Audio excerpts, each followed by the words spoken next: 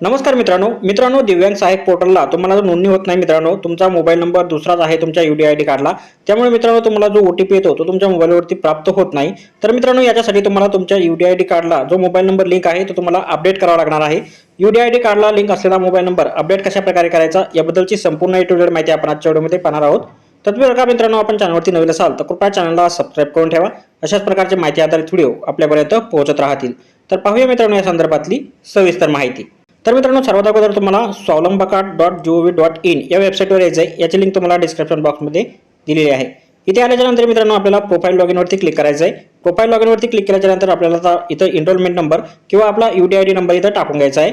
त्यानंतर आपली date of birth या कॅलेंडरवरती क्लिक करून मित्रांनो आपला जी डेट ऑफ बर्थ असेल इथं मित्रांनो अशा प्रकारे चेंज करून आपली डेट ऑफ बर्थ इथं निवडून घ्यायची आहे।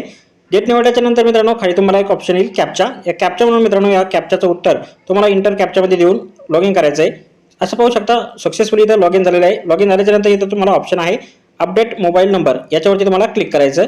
याच्यावरती क्लिक केल्याच्या नंतर मित्रांनो इकडे तुम्हाला दाखवेल करंट मोबाईल नंबर, सध्या जो लिंक आहे तो दाखवेल। त्यानंतर मित्रांनो आता जो नवीन मोबाईल नंबर तुम्हाला लिंक करायचा आहे तो तुम्हाला इंटर मोबाईल नंबरवरती क्लिक करून जनरेट OTP करायचा आहे।